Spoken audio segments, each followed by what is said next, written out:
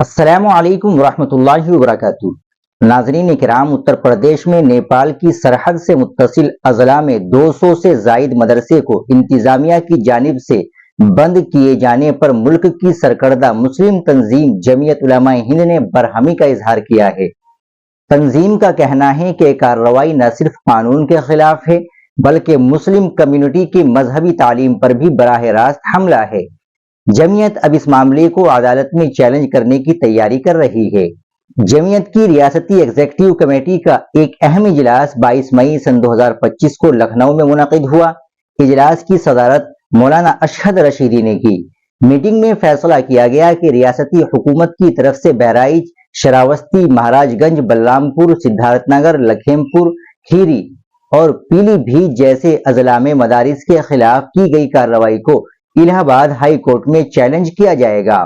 جمعیت کے قانونی مشیر مولانا کعب رشیدی نے واضح الفاظ میں کہا کہ کارروائی نہ صرف آئین کے خلاف ہے بلکہ حق کے تعلیم ایکٹ اور سپریم کورٹ کے سن 2014 کے فیصلے کی بھی خلاف ورزی ہے۔ رائٹ ٹو ایجوکیشن ایکٹ اور سپریم کورٹ کا حوالہ رشیدی نے کہا کہ آئین کے تحت ہر کسی کو تعلیم حاصل کرنے کا حق حاصل ہے اور مدارس کو بھی اس کا تحفظ حاصل ہے۔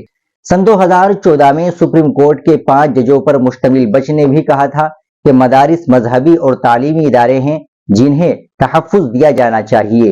انہوں نے یہ بھی کہا تھا کہ اتر پردیش حکومت نے خود 20 دسمبر سن 2024 کو مدارس کے خلاف کارروائی روکنے کی ہدایت دی تھی۔ اس کے باوجود حالیہ مہینوں میں انتظامیہ نے غیر تسلیم شدہ مدارس کو زبردستی بند کرا دیا گیا ہے۔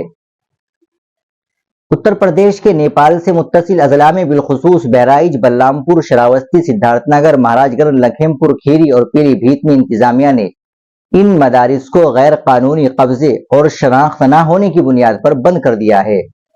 جمعیت کا الزام ہے ان کارروائیوں میں کئی بار بغیر کسی تفتیش اور قانونی عمل کے تالے لگائے گئے۔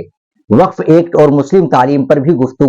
میٹنگ میں نہ صرف مدارس پر کارروائی پر غور کیا گیا بلکہ مرکزی حکومت کے وقف ترمیمی ایکٹ پر بھی سنجیدگی سے تبادلہ خیال کیا گیا۔ مولانا رشیدی نے کہا کہ اس قانون کے خلاف ملک بھر میں سپریم کورٹ میں کئی درخواستیں زیر التوا ہے اور جیسے ہی فیصلہ آئے گا تنظیم کی اگلی حکمت عملی طے کی جائے گی۔ اس کے علاوہ میٹنگ میں اس بات پر بھی تبادلہ خیال کیا گیا کہ کس طرح مسلم کمیونٹی میں 100% تعلیم کو یقینی بنایا جائے۔ اس کے لیے جمعیت کی ضلع اکائیوں کو رہنما خطوط دیے گئے ہیں۔ 150 سے زائد مندوبین نے شرکت کی۔ اس اجلاس میں تنظیم کے صوبائی ناظم صدر مفتی اشفاق، جنرل سیکریٹری حافظ عبدالقدوس، مولانا غفران قاسمی اور ریاست بھر سے 150 سے زائد نمائندوں نے شرکت کی۔ سب کی رائے تھی کہ یوگی حکومت کے اقدامات کے خلاف آئینی اور پرامن طریقے سے احتجاج کرنا ضروری ہے۔ ناظرین کرام، آپ اس خبر کے تعلق سے کیا کہیں گے کمنٹ باکس میں ضرور بتائیں۔ ویڈیو کو لائک اور شیئر ضرور کریں، چینل کو بھی سبسکرائب کر لیں۔ السلام علیکم ورحمۃ اللہ وبرکاتہ۔